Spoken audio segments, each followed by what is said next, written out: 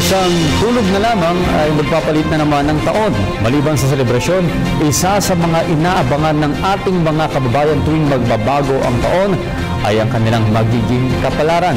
Kaugnay niyan, alamin natin ang mga pampaswerte para sa taong 2017. Sa ulat na ito ni Marita Muahe.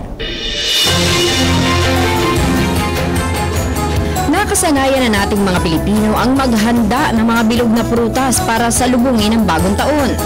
12 bilog na prutas daw ang kailangang nasa lamesa sa pagpapalit ng taon, habang 13 ang sabi ng iba. Saka ito maganda rin pampaswerte. Ano po ito, ate? Ano po yan, Gabi? Ang dinadala nito, family, bahay, yung pamilya, halimbawa, nandyan doon lahat yan. And then, yung bahay, marami tayong bahay pag may ganyan. May mga pampaswerte rin na gawa sa prutas. Lucky charm yan, sinasabit sa pinto pagka bagong taon, tapos hindi na siya inaalis yan, buong taon na yan. Paniniwala natin pampaswerte ito, pero bukod sa mga prutas na bilog, ano-ano pa ba ang mga lucky charms para sa taong 2017? Ayon sa feng shui expert na si Maxi Tiu, Year of the Fire Rooster ang susunod na taon. 2017, it's a good year kasi nasa rooster tayo. Ang Chinese in Asian country, rooster is very good kasi tinan mo doon open, tumatawag siya.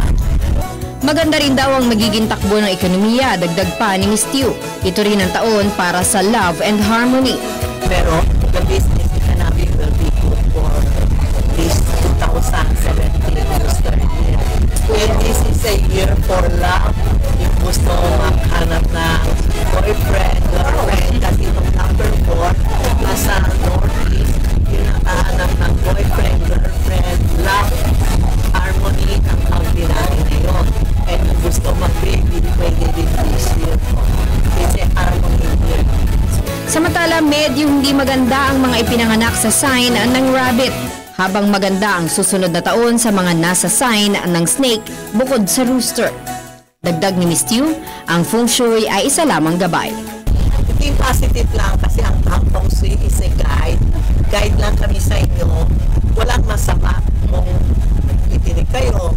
Pag umamig kayo, wala naman masama. It's a guide na po. Walang religious, walang yung Catholic, Buddhism, wala po. Basta think positive. Huwag tayo mag-ingit sa tao. Naganda ang buhay natin po.